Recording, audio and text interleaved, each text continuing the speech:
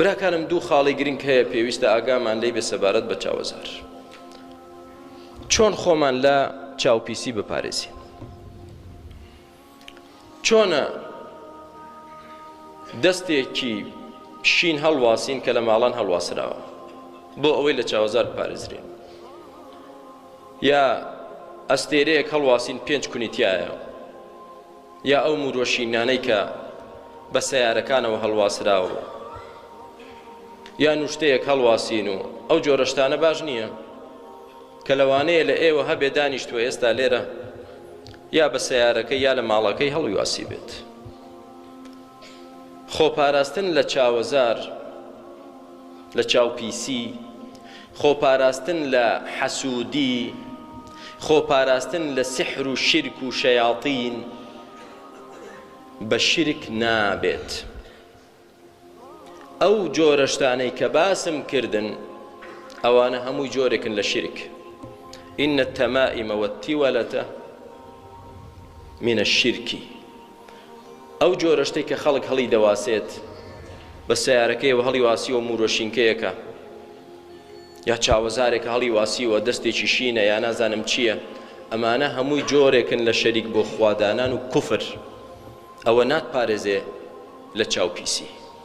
ئەوەی دەتپارێزێ لە چاوپیسی سوورەتی قول ئەعوذ برەب الفەلەقی بخوێنە ڕۆژانە بەیانیان و ئێواران و پێشخەوتن، سوورەتی قول ئەعوذ برەب الناسی بخوێنە، ئەذکاری سەباح و مەساء بخوێنە، فێر بن موسڵمانان.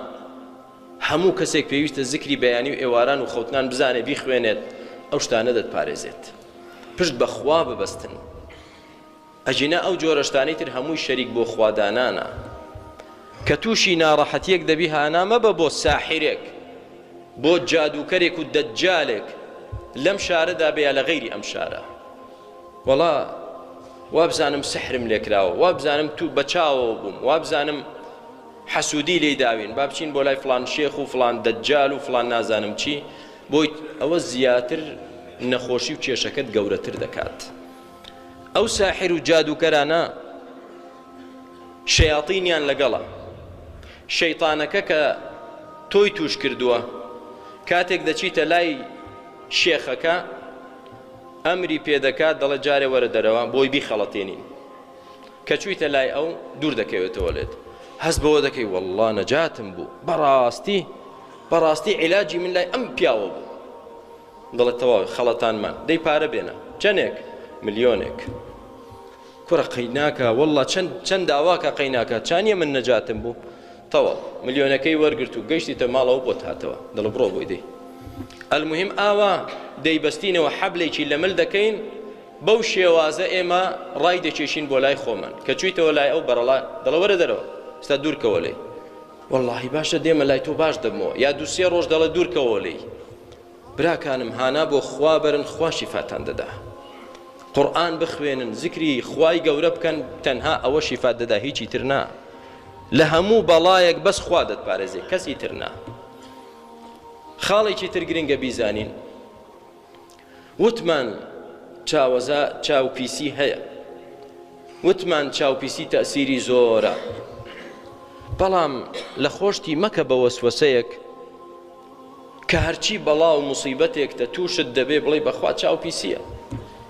لە ماڵەوە دانیشتوە سەعی ناکە، لە ئیمتیحانەکانی دەرناچێ، کاکەمە چاوپیسی لێداوە کوڕەکەم، دەنا زۆر زیرەک بجاران. کوڕەکەت ناخوێنێت، سەعی ناکات، بۆ چاوپیسی لێداوە. دانیشتوە ئیش ناکە، کەسابەتێک ناکە، عاجز و کەسوول، بەخوا چاوپیسی لێداوین، بۆی ڕزقمان نییە. بکەوە ڕێ، بچۆ دەرەوە لە ماڵ، تۆزێ ئیش کە هەوڵدا کەسابەتێ بکە، بزانە خوای گەورە ڕزقت بۆ دەنێرێ یان ناینێرێ. ئەمما هەرچی بەڵایەکمان توش بێ یەکسەر بڵێن چاوپیسی، ئەوە وەسوەسەی شەیطانە ئاگات دەیبێت. بەڵێ چاوپیسی هەیە، بەڵام وما أصابكم من مصيبة فبما كسبت أيديكم ويعفو عن كثير. هەر مصیبەتێکمان توش دەبێ بەهۆی دەستی خۆمانە، بەهۆی تاوانی خۆمانە.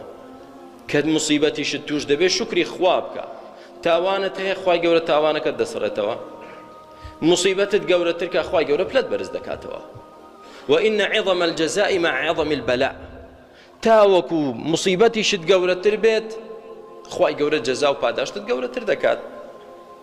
کەواتە کا هەر موسیبەتێکت توش هات نەچی پاڵ دەیتەوە بڵێ بەخوا هەمووی چاوی پیسە لێی داوین هەمووی چاوی پیسە چاو پیسی هەیە بەڵێ بەڵام نەشچیت بەردەوام بی لە تەمەڵی و تەوەزەلی خۆت بەردەوام بی لە گوناه و تاوانی خۆت هەموو تاوانەکە بخەیتە سەر خەڵکی تر کاکە فلانە کەس حەسوودیمان پێدەبا بۆیە واین فلانە کەس چاو پیسە بۆیە واین ئێمە فلانە کەس سحری لێمان کردو بۆیە ئێمە واین نە بڵێ خۆم تاوانبارم لەوانەیە خۆم کەم تەرخەم بم لەوانەیە خۆم مقەسر بم خۆم کوا ذکری خوا ناکەم بۆیە وام خۆم قورئان ناخوێنم بۆیە وام خۆم ئاگام لە نوێژەکانم نەماوە بۆیە وام خۆم یادی خوا ناکەم بۆیە وام لێ هاتووە دائما ئینسان لۆمەی خۆی بکات نەک هەر لۆمەی غەیری خۆمان بکەین ئەوەی بەسەرماندی هەمووی خەتای فلان و فلان و فلانە بەخوای ئێمە جیرانێکمان هەیە زۆر خراپە بەخوای ئێمە نازانم خزمێکمان هەیە وای کردو وای کردو ئەو خراپە ئەی بۆ لۆمەی خۆت ناکەیت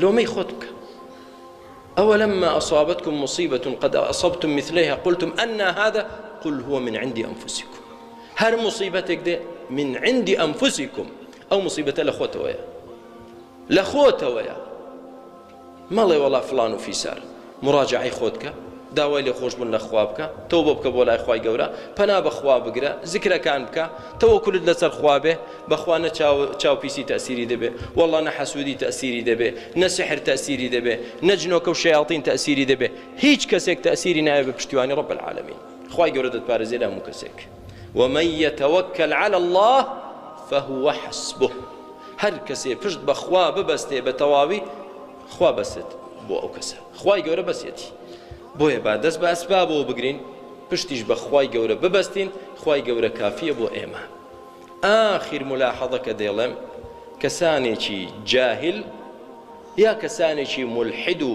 بێدین هەن ئینکاری ئەو جۆرە شتانە دەکەن کاکە چاوپیسی چی شتیوا کووە بۆ ئێمە بە نایبینین پزیشک و طبی حەدیث و زانستی سەردەم شتیوا ناسەلمێنێت چاوپیسی هەبێ لە علمی حەدیثدا نییە چاوەزار و ئەو جۆرە شتانە هەبێ نابێشتیوە باوەڕتان بۆ نەبێ خوڕافیاتە هەر کەسێ وا دەڵێ ئەمە بێدینە وریابن بەڵێ العین حەق پێغەمبەر فەرموویەتی العین حەق ئاەتی قورئانی لەسەرە خۆتان بپارێزن دائیمەن و سوورەتی فەلەق و ناس وتم بیخوێنن و ئەو ئەذکاری سەباح و مەسا بخوێنن خوای گەورە دەتپارێزێ لە چاوپیسی بە پشتیوانی خوای پەروەردگار ئەمما بڵێ نییە ئەوە ئیشی کافر و بێدینەکانە کە لەم سەردەمەدا دەیانەوێت هەر شتێک کە بە چاوی خۆی نەیبینێ بڵێ نییە و لەوەشدا زێدەڕەوی مەکە بچیتە عالەمی خەیاڵات و ئەوهام و وەسوەسەوە ژیان لە خۆت تاڵکەی هەموو شتێک بەخوا